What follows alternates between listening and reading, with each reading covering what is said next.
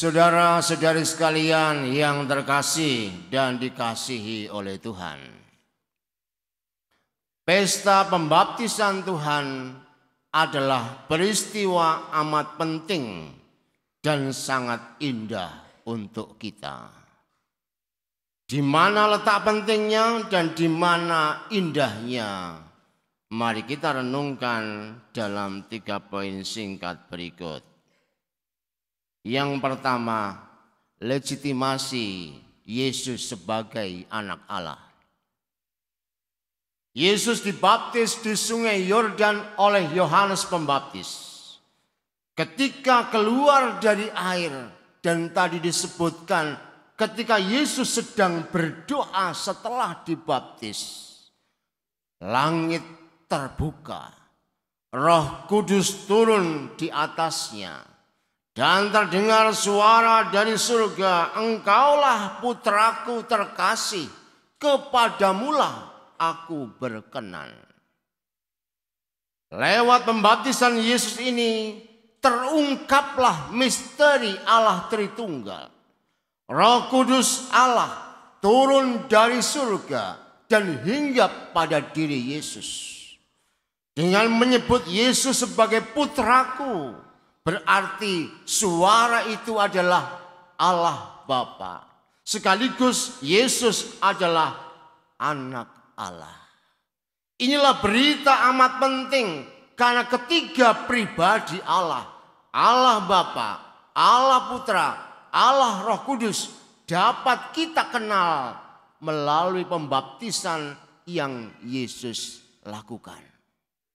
Dengan ini pula kita diyakinkan bahwa Yesus yang lahir dalam Natal dikunjungi oleh orang Majus dan para gembala yang mengungsi ke Mesir, hidup di Nazaret bersama Maria dan Yusuf, dibaptis di sungai Yordan adalah benar-benar Allah yang menjadi manusia.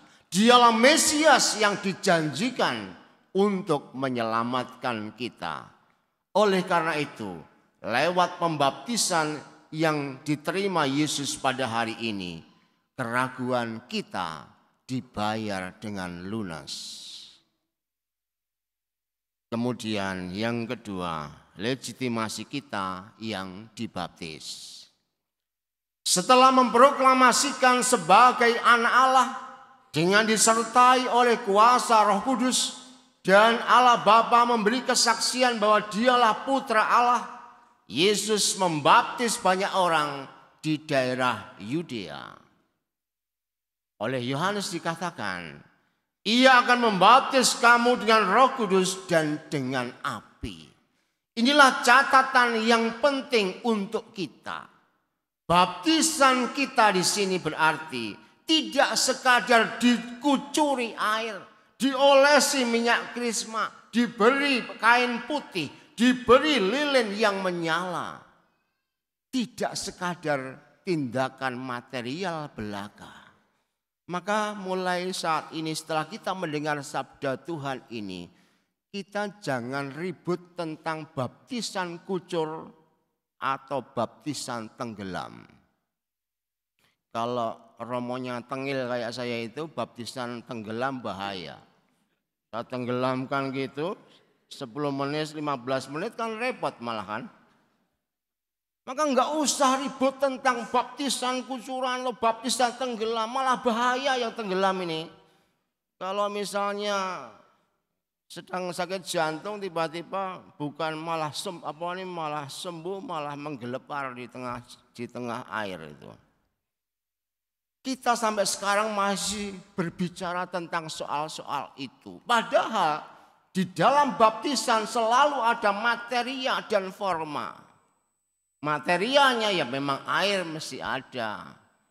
Dan yang istimewa di dalam gereja adalah tentang minyak krisma yang turunnya Roh Kudus atas diri seseorang. Dan kemudian ada formanya, yaitu dibaptis dalam nama Bapa, Putra, dan Roh Kudus. Tetapi secara istimewa dengan baptisan itu sebenarnya kita mengambil keputraan Yesus. Roh Kudus dicurahkan kepada kita supaya kita ini mengenal Allah sebagai Bapa dan kemudian menjadi percaya kepada Yesus sebagai putra. Itu adalah pekerjaan Roh Kudus. Dengan Roh Kudus pula kita dijadikan anak sehingga dijadikan sebagai saudara dan saudari dalam Yesus Kristus. Lebih daripada itu, kita juga yang dibaptis dikatakan dalam kitab suci hari ini dibaptis dengan api, yang berarti dosa-dosa kita ini dibakar dan kita dibersihkan. Maka orang-orang yang dibaptis ia dibebaskan dari dosa asalnya. Inilah anugerah yang sungguh luar biasa indah bagi kita. Siapakah kita ini sampai Allah sedemikian mencintai kita dengan tindakannya yang seperti itu? Kita yang lahir membawa dosa diputihkan kembali. Kita yang tidak kuat melawan si jahat diberi kekuatan Roh Kudus. Kita yang seharusnya masuk neraka karena dosa, sekarang langit terbuka dan kita punya kemungkinan memasuki surga. Maka baptisan tidak sekadar berupa tindakan lahiriah belaka atau berubahnya nama di KTP. Yang dulunya namanya Tulkiem menjadi Anastasia Tulkiem. Bukan gaya-gaya nama baptis dengan santo atau santa. Tetapi lebih daripada itu, status kita secara rohani itu luhur dan mulia. Maka Anda semua nanti kalau keluar dari gereja ini harus mestinya bersukacita. Wajah Anda menjadi cerah. Kenapa? Aku ternyata telah dibaptis di dalam Tuhan dan rohku itu adalah dikaruniai Roh Kudus. Maka nanti kalau masih ada yang cemberut, coba disenggol, kamu udah dibaptis belum? Gitu ya. Kalau belum biar diulang Romo Yadi itu ya, ditenggelamkan gitu ya. Supaya jelas, kalau ini baptisan ini bukan hanya sekedar sepele loh. Kadang-kadang itu kita ini malah menyembunyikan baptisan kita. Nanti kalau mau masuk dunia pemerintahan, nama baptisnya disembunyikan. Kenapa? Supaya nggak kelihatan Katolik Romo, nanti nggak bisa masuk loh. Kita seringkali tidak jelas di dalam konteks ini. Padahal rahmat baptisan sungguh luar biasa. Tidak hanya membuka sesuatu yang biasa, tapi kita diberi kemungkinan untuk membuka surga. Memangnya Anda tidak ingin masuk surga? Kalau nggak ingin masuk surga ya sudah baptisannya dibuang. Atau datang ke, banyak juga yang datang ke sekretariat itu. Romo, saya mohon dicabut surat baptisnya. Maksudnya mohon dicoret dan saya minta keterangan dari Romo bahwa saya tidak dibaptis lagi. Loh, yang membaptis itu bukan Romo, yang membaptis itu Tuhan sendiri. Maka ini bersifat materai kekal.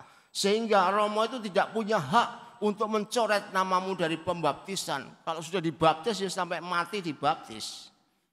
Kalau misalnya kalian mau pindah agama, enggak usah datang ke Romo untuk minta supaya diberi keterangan saya tidak Katolik lagi.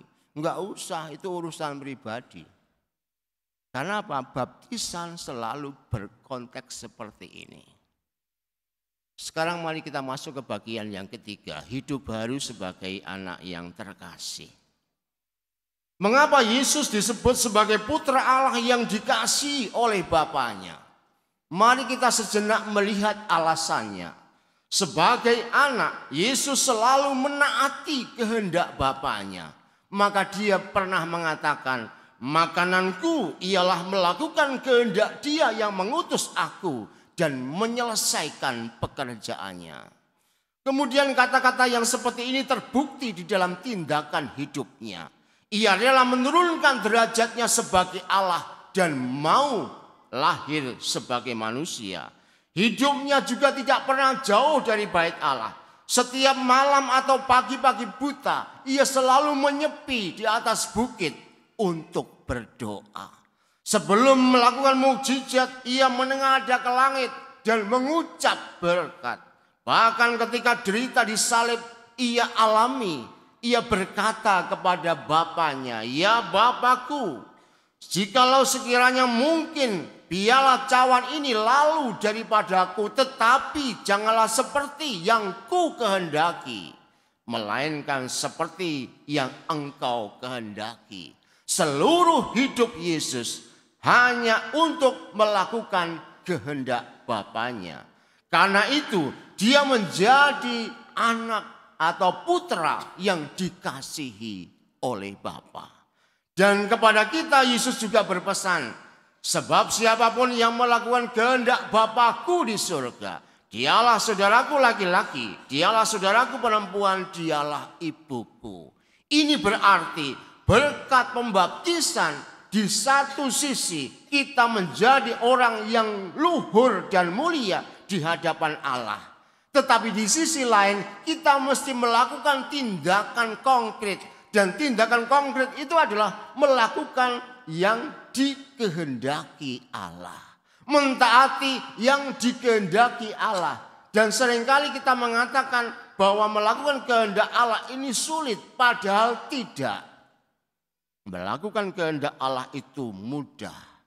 Karena Roh Kudus sudah dicurahkan.